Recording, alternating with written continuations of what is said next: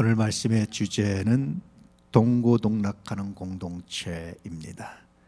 고린도전서 12장 26절, 27절 말씀입니다. 함께 읽겠습니다. 만일 한 지체가 고통을 받으면 모든 지체가 함께 고통을 받고, 한 지체가 영광을 얻으면 모든 지체가 함께 즐거워하느니라.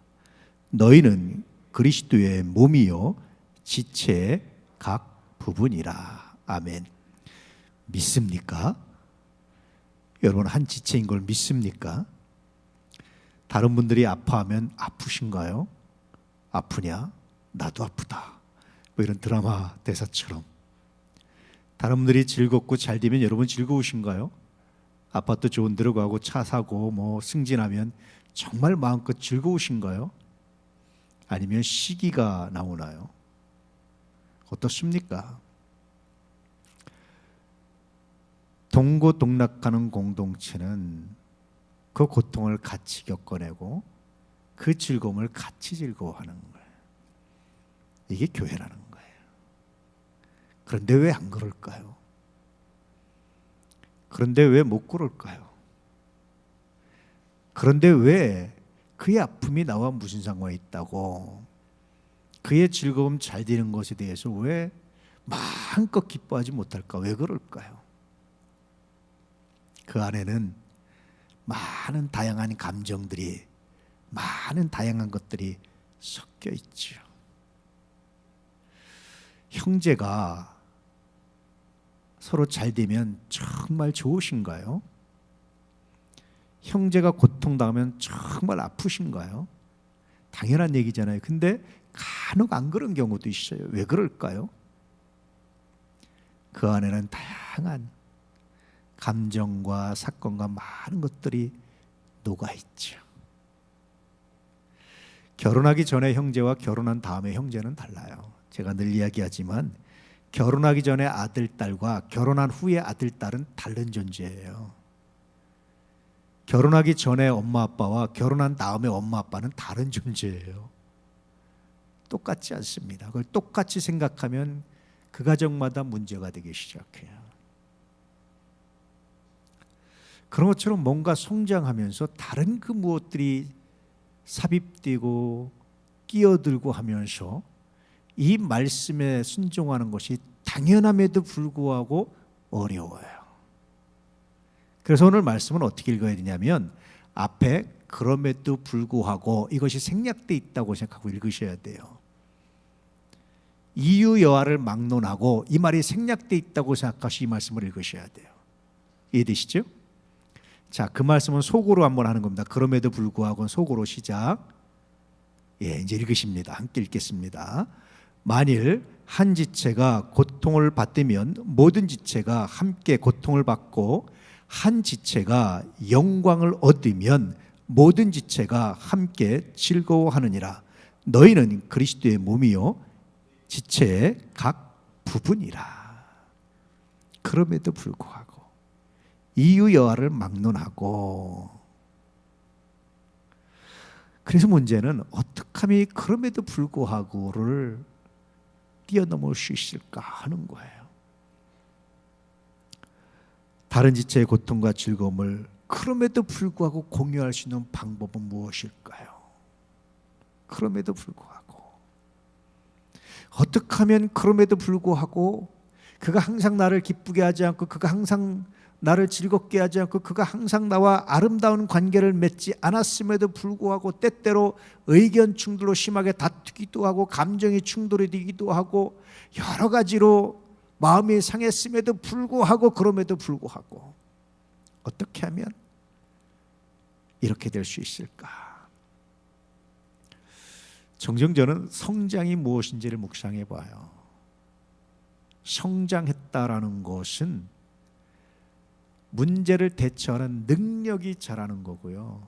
성장했다라는 것은 문제를 뛰어넘는 능력이 자라난 것, 이것이 성장한 거라고 확신합니다. 면역력이 강화되는 거죠, 일종의. 전에는 이 정도 문제에 부딪혔는데 성장하면 이 정도는 넘어서는 거예요. 전에는 이 정도 문제에 걸려 넘어졌는데 이제는 성장하면 이건 넘어서는 거예요.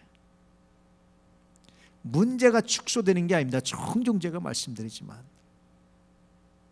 화평한 가정이라고 그래서요, 화목한 가정이라고 해서 여러분 일반적인 불화한 가정에 있는 문제가 없는 게 아니에요. 똑같이 있어요. 제가 참 많이 봤어요. 똑같이 있어요. 그런데 불화한 가정은 그걸 넘지 못하고 화목한 가정은 그걸 넘어서는 거예요. 그 차이입니다. 감기 바이러스도 마찬가지예요. 똑같이 바이러스가 있어요. 근데 그 바이러스를 이기는 사람은 안 걸렸다고 하는 것이고 그 바이러스에 지는 사람이 문제가 되는 거예요.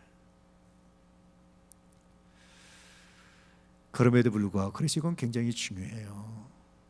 문제가 없는 삶은 꿈꾸지 마세요. 우리가 세상에 존재하는 한, 살아있는 한, 생명이 있는 한 문제없는 삶은 존재하지 않습니다. 아무런 문제없는 삶은 존재하지 않아요. 네 마음과 내 마음이 똑같다, 불가능합니다. 부부도 불가능합니다. 부모 자녀도 불가능합니다. 형제도 불가능합니다. 똑같은 문제를 똑같은 눈높이로 똑같은 관점으로 똑같이 해석하는 거 불가능합니다. 항상 동일한 문제가 있어요. 그런데 그럼에도 불구하고 그것을 넘어설 때 비로소 동고동락할 수 있고 비로소 교회가 될 수 있고 그렇게 말씀하고 있는 거예요. 그래서 오늘 말씀을 묵상하다 보면 우리가 교회다 이 말을 다른 말로 하면 동고동락하는 공동체로 바꿔서 말할 수 있는 거예요. 그럼 여러분 어떻게 하면 동고동락하는 공동체가 될 수 있을까를 묵상해 봐야 되잖아요. 성서에서 그 답을 찾아봐야 되잖아요. 세 가지 전제가 있습니다. 그리고 한 가지 방법이 있고 열매가 있어요. 오늘 말씀을 통해서 그 세 가지 전제가 무엇인지, 그 방법이 무엇인지, 그 열매, 그 복이 무엇인지를 발견할 수 있기를 주 예수 이름으로 축복합니다. 첫 번째 전제는요, 서로의 존재 가치를 존중해야 되는 거예요. 문제가 아닙니다. 존재입니다.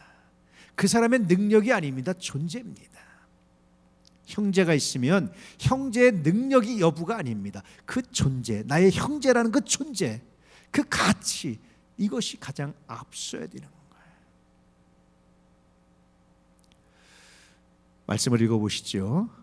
눈이 손들어 내가 너를 쓸 데가 없다 하거나 또한 머리가 발들어 내가 너를 쓸 데가 없다 하지 못하리라. 눈이 손들어 다른 말로 하면 나는 당신이 필요합니다. 머리가 발들어 나는 당신이 필요합니다. 머리만 존재하고 발이 없는 내 몸은 상상할 수가 없습니다. 이런 의미예요. 다 필요합니다. 그럼에도 불구하고 정말 아픈 사연 때문에 갖고 계시 못하는 분들이 있잖아요. 존중하고 축복하고, 그럼에도 불구하고 우리가 어떻게 사랑해 내릴지를 기도하는 것, 그것이 우리가 간직해야 되는 삶의 모습들입니다. 서로의 존재 가치를 존중하면 굉장히 중요한 변화가 나타나요. 그것은요, 상대가 기댈 수 있도록 곁을 내줘요. 여러분 어떤 사람과 시간을 냅니까? 어떤 사람에게 시간을 내주고 어떤 사람에게 돈을 쓰시고 어떤 사람과 만나십니까? 불필요한 사람과 만나십니까? 불필요한 사람에게 시간을 내주십니까? 불필요한 사람에게 곁을 내주십니까? 그런 분 있으면 손 들어보세요. 별로 없어요. 누구한테 곁을 내줍니까? 내가 필요한 사람, 내가 존중하는 사람, 내가 유익되다고 하는 사람에게 곁을 내주게 돼 있어요. 내가 그 사람의 존재를 필요하다고 생각하는지 존중하는지 안 하는지를 어떻게 볼 수 있느냐? 그 사람에게 곁을 얼마나 내주고 있느냐에 따라서. 때때로 기대기도 하고 또 기댈 수 있도록 곁을 내주기도 하고, 그것이 존중하는 거예요. 마치 한자의 사람인처럼. 여러분 입장에서 보면 이렇게 되겠네요. 한자의 사람인처럼 곁을 내줍니다. 그래서 우리가 교회다라고 말하면서 동고동락하는 공동체가 되었다라는 것은 서로 곁을 내주는 거예요. 집에 초대도 하고 초대받기도 하고, 바쁘지만 시간을 같이 식사도 하기도 하고 대화하기도 하고, 자기 문제를 고백해서 도움을 요청하기도 하고 때때로 도움을 받기도 하고,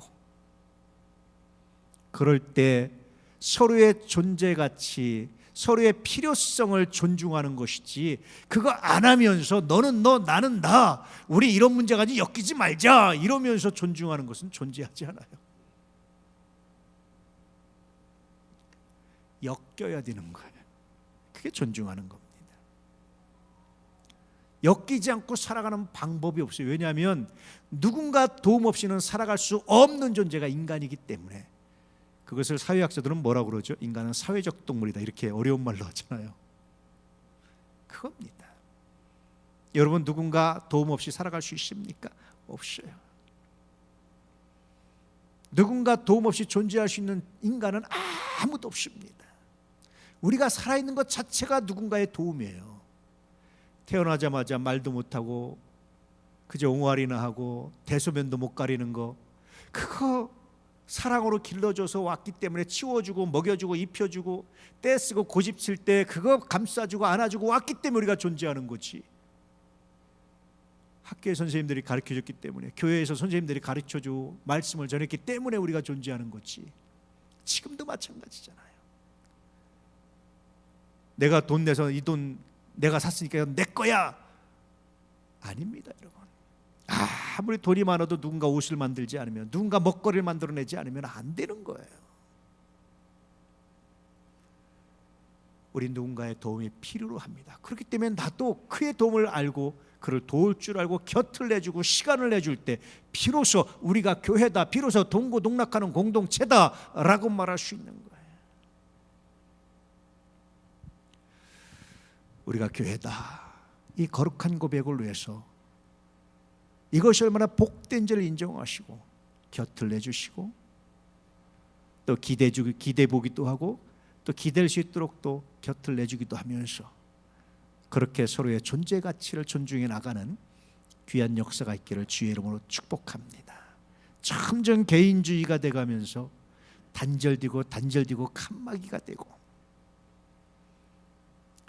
성서적이지 않습니다. 코로나 때문에 부득불 대면적 만남이 어렵지만 그럼에도 불구하고 최선을 다해서 만남을 가지시고 서로 곁을 내주심으로 서로 필요성을, 존재 가치를 존중하고 있다는 사실을 확인시켜 주시는 귀한 은혜가 있기를 축복합니다. 여러분, 유튜브라든지 밴드라든지 표시하세요.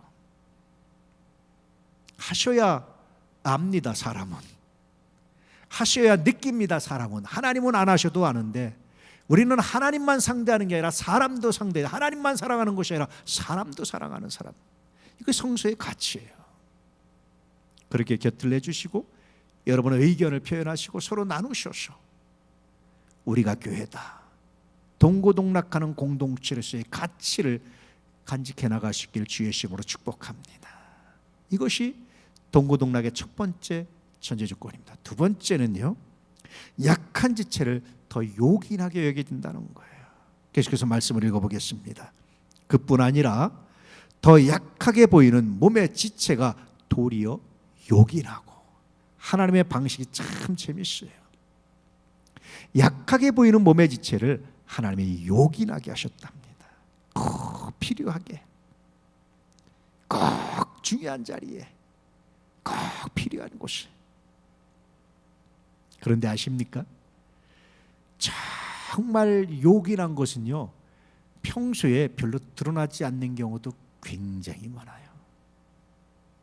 정말 요긴한 것은 그렇습니다. 평소에 안 드러나요. 산소가 여러분 우리한테 얼마나 요긴합니까? 산소를 평소에 느끼고 사는 분이 있습니까? 많지 않아요. 혹은 시골 간다든지 산속에 들어서 와 공기 좋다, 그때 한번 잠깐 느끼지만 평소엔 다 그것을 느끼고 사는 사람은 많지 않아요. 밥을 해주는 누군가의 손길을 늘 느끼고 삽니까? 느끼고 산다면 굉장히 성숙한 거예요. 당연하게 있어야 될 것으로 안다면 슬픔입니다. 약한 지체 더 요긴하게 여길 때 비로소 우리가 교회다, 동고동락하는 공동체가 될 수 있다라는 말이에요. 왜 요긴하게 여기게 됩니까? 그 약한 지체가 필요하기 때문에, 필요성 때문에 그래요. 만약에 약한 지체의 필요성을 깨달을 수 있다면 동고동락은 선택이 아니라 필수가 될 거예요. 그런데 대부분의 사람들이 잘 못 깨달아요. 그래서 힘 있고 권력 있고 빽 있고 능력 있고 돈 있고 이런 사람의 필요성은 느끼지만 당장 내 눈앞에 그것이 필요하다고 못 느끼는 사람을 존중하는 사람은, 그렇게 지혜 있는 사람은 그렇게 많지 않아요. 그래서 하나님의 방법이 뭐냐면 더 요긴하게 하신 거예요. 별 볼 일 없는 사람을 요긴하게 여기는 사람 많지 않아요. 그런데 여러분, 우리가 교회다, 이 명제 안에서는 별 볼 일 없는 사람은 한 사람도 없습니다. 하나님의 섭리가 그래요. 하나님은 한 사람도 별 볼 일 없는 사람을, 없는 존재를 우리 주변에 놔두시질 않습니다. 저는 종종 말씀드리잖아요. 내 사명이 뭐냐? 내 눈에 보이고 내 귀에 들리면 내 사명입니다. 하나님이 내 사명이 아닌 것을 내 눈에 보이지 않게 하시고 내 눈에 내 귀에 들리지 않게 하십니다. 하나님은 반드시 나에게 관심 갖고 기도하고 헌신할 일을 내 귀에 들리게 하시고 내 눈에 보이게 하십니다. 이상하게요, 똑같은 현장을 봤는데 어떤 사람 보고 어떤 사람 못 봐요. 왜 그럴까? 제가 생각하기에는 사명 차이입니다. 하나님이 사명을 주는 사람 눈에는 보여요. 하나님이 사명을 주는 사람 귀에는 들려요, 그 소리가.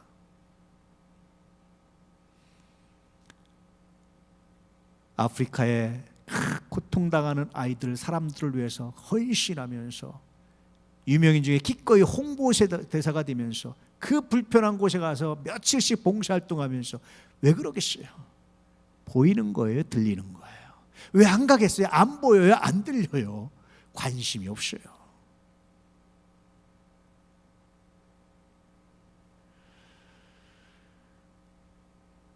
여러분 눈에 보이고 여러분 귀에 들리는 것은 불평하고 비난하고 정죄하라는 것이 아니라 사명이기 때문에 그래요. 하나님, 이 문제를 가지고 어떻게 내가 씨름하기를 원하십니까? 하나님, 내 눈에 보였으니 이 문제를 치료하기 위해서 내가 무엇을 하기 원하십니까? 하나님, 내 귀에 들렸으니 이 문제를 은혜로 아름답게 하기 위해서 내가 무엇을 하기 원하십니까? 그럴 때 그 문제가 아름답게 된 것 같지만 사실은 내가 아름답게 돼요. 내가 존귀하게 돼요. 사실은 내가 멋지게 되고 사실은 나의 능력이 자라가고 사실은 하나님께 주시는 복을 감당할 수 있는 그릇으로 내가 성장해 가는 거예요. 여러분 눈에 무엇이 보이십니까? 그 보이는 문제, 여러분 귀에 무엇이 들리십니까? 그 들리는 문제, 그것을 위해서 무엇을 할 것인가? 하나님 내게 주신 달란트가 무엇입니까? 입으로 불평하기 전에, 행동으로 불평을 옮기기 전에 기도하고 묵상해 보세요.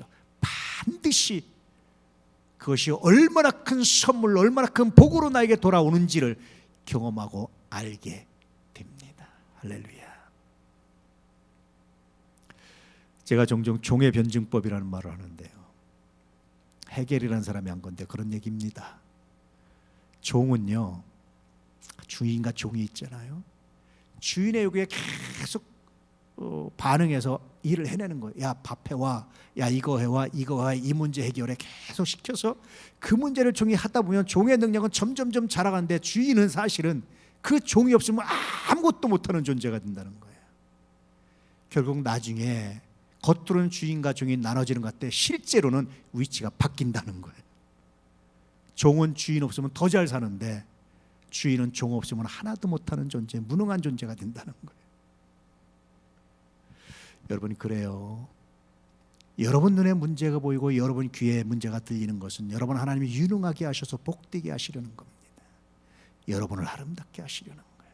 용서도 마찬가지잖아요. 그를 용서하는 것은 물론 그에게도 선물이 되지만 여러분의 죄를 용서하시고 여러분을 더 아름답게 하시는 하나님의 선물입니다. 그래서 형제의 죄를 용서하면 너 죄도 용서할 것이다 라고 말씀하시는 거예요. 인간이 이기적인 것을 아신 하나님이 이기적인 인간에게 준 최고의 선물입니다. 이 선물을 외면하고는요, 이 선물을 간직하지 않으면요, 행복한 삶 꿈꿀 수 없어요. 존귀한 삶 꿈꿀 수 없습니다. 그래서 여러분 그렇게 섬기는 사람들이 존귀해지잖아요. 그런 사람들이 아름다운 사람으로 인정받잖아요. 그런 사람들이 존귀한 사람으로 평가받잖아요.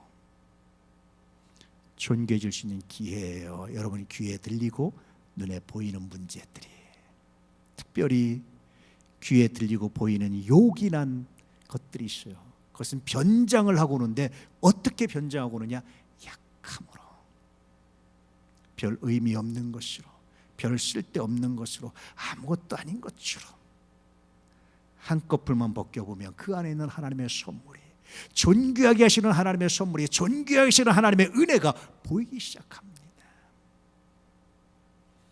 이것을 볼 수 있는 지혜, 눈이 있을 때 비로소 동고동락하는 공동체에 우리가 교회다라는 이 명제에 합한 하나님의 사람들, 하나님의 교회가 될 수가 있습니다. 할렐루야. 세 번째는요, 분쟁이 없어야 돼요. 한번 읽어볼까요? 몸 가운데서 분쟁이 없고 오직 여러 지체가 서로 같이 돌보게 하셨느니라. 분쟁은 어떤 겁니까? 상대의 고통을 은근히 즐겨요. 상대의 즐거움을 쉬게 합니다. 여러분 서로 잘 되면 정말 좋습니까? 목사가 잘 되면 좋은가요, 여러분?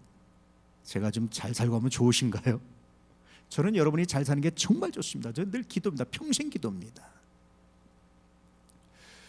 제가 올해는 두 가지 목표를 가지고 기도하고 있어요. 하나님, 우리 청년들이 가정을 이루게 하시옵소서. 작년부터 기도하는데 올해 갑자기 네 가정이 이루어져가지고 얼마나 감사한지. 하나님, 우리 가정, 우리 청년들 가정을 이루어 주시옵소서.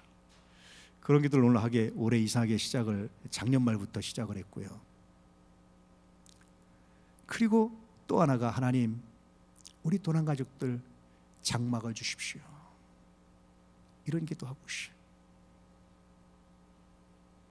저는 여러분이 잘 되는 게 너무 좋아요. 여러분이 잘 되면 하나님께 내가 복 받은 것 같아요. 정말 감사하고, 어떤 때는 잠을 자다가도 벌떡 일어나서 하나님 감사합니다 그럴 때가 있어요. 집을 산다든지 좋은 일 있으면 가만히 누워있다 괜히 하나님 감사합니다. 못하고 저한테 무슨 뭐가 생기는 것도 물론 아니지만, 그걸 바라지도 않지만, 분쟁은 이것들을 사가요. 마음이 상하고 분쟁이 나면 이 기쁨이 없어져요. 가장 먼저 이 기쁨이 없어지더라고, 가만히 보니까. 그리고 그 고통에 대해서 아파하는 마음이 없어져요. 혹시 여러분 누군가 고통당하는데 그 고통을 아파하지 않는다면 그럼에도 불구하고 실패한 무엇인가 분쟁 때문입니다. 정말 그가 잘 됐는데, 그가 행복해졌는데, 그가 형통해졌는데, 그가 아름다워졌는데 정말 마음껏 즐거워하지 못한다면, 하나님, 이 분쟁을 벗어나게 하십시오. 기도하셔야 돼요. 분쟁의 원인을 보니까요, 대략 세 가지인데요. 다른 지체의 아픔에 대해서 귀를 막는 거예요. 그리고 우월감입니다. 우월감. 내가 더 잘 돼야 되는데, 나보다 능력도 없는데 왜 잘 됐을까? 이 우월감. 세 번째가 참 심각한데요, 낮은 자존감이에요. 낮은 자존감은 자기 역할에는 소홀히 하면서 남의 역할만 간섭하려고 눈에 보여요.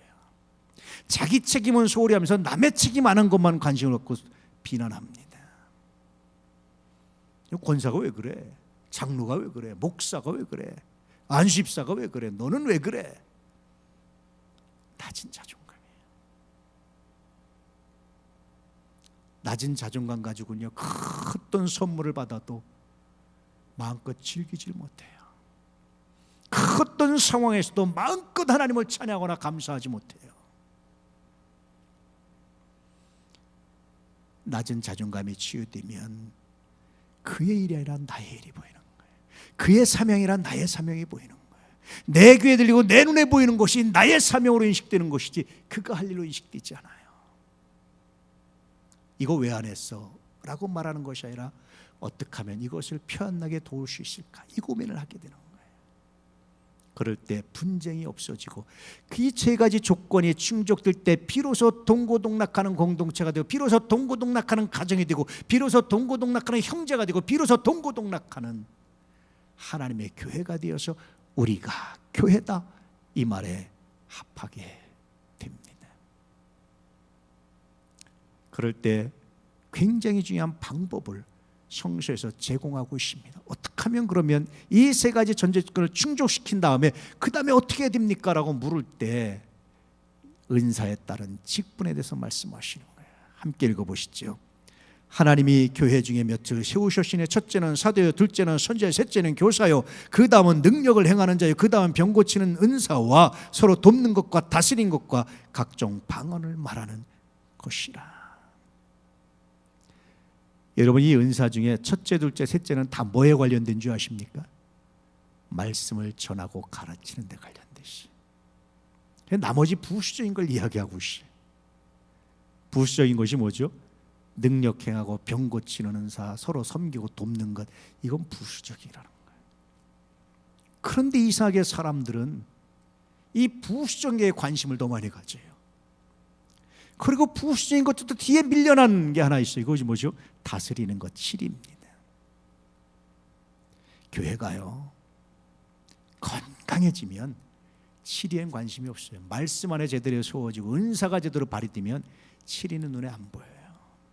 치리는 관심의 대상이 아닙니다. 근데 이상하게 한국 교회는 치리에 관심을 가져요. 장로님이 되면 치리에 관심을 가져요. 당회에 관심을 가져요. 동양에서 가장 태평성대라고 말하는 요순시대의 특징이 뭐죠? 여러 번 말씀드렸는데 그때는요, 왕이 누군지 몰랐대요. 굉장히 재밌는 건데 굉장히 성서적 가치를 가지고 있어요. 왕이 누군지 몰랐는데, 왕이 드러나지 않는데 나라가 질서 있게 잘 돌아가는 거예요. 왕이 누군지 모르는데 경제가 잘 돌아가고, 왕이 누군지 모르는데 범죄율이 떨어지고, 왕이 누군지도 모르는데 그런데 나라가 잘 돌아가는 거예요. 대통령이 누군지도 모르는데 경제가 잘 돌아가고 질서가 잘 지켜지고 부정부패가 사라지는 거예요.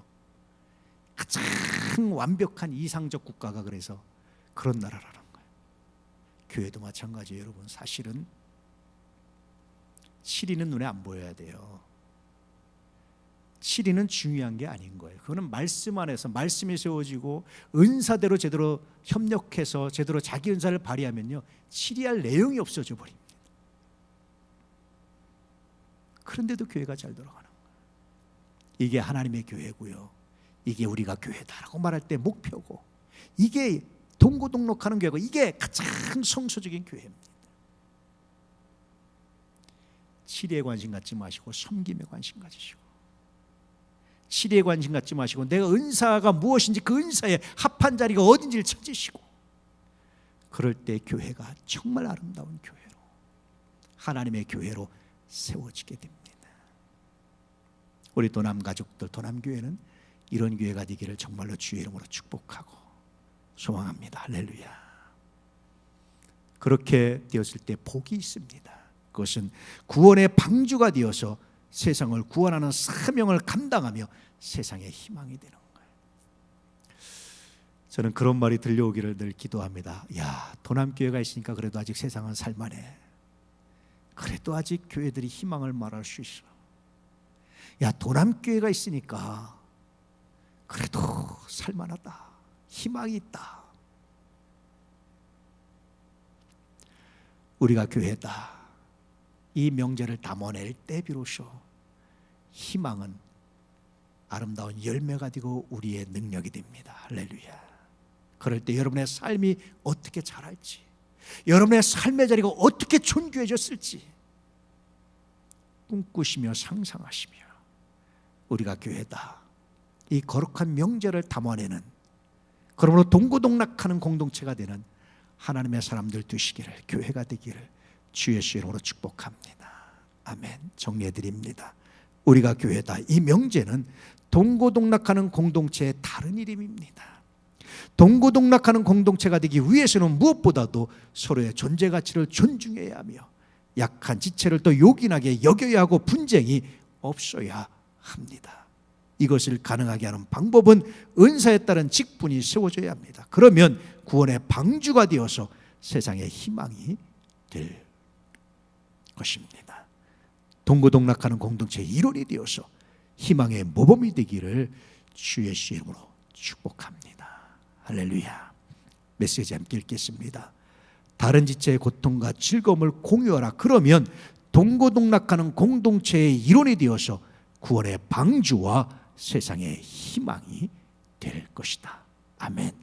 오늘 말씀을 가슴에 담고 함께 기도하기 원합니다. 주님, 동고동락하는 공동체가 되어서 구원의 방주와 세상의 희망이 되게 하시옵소서. 내 눈에 보이고 내 귀에 들리는 그 이야기들을 가슴에 담아내게 하시고 그것을 불평으로 정죄로 바꾸는 사람이 아니라 그것을 감동으로, 섬김으로, 은사로 바꾸는 사람이 되어서 그 삶이 자라가며 그가 있는 곳마다 존귀한 일이 계획되고 그가 있는 곳마다 존귀한 일이 일어나며 그가 있는 곳마다 존귀한 열매와 역사가 넘쳐나게 하셔서 우리가 교회다, 이 명제의 핵심이 되는 귀한 복으로 함께하여 주시옵소서. 예수 그리스도 이름으로 축복하며 기도드립니다.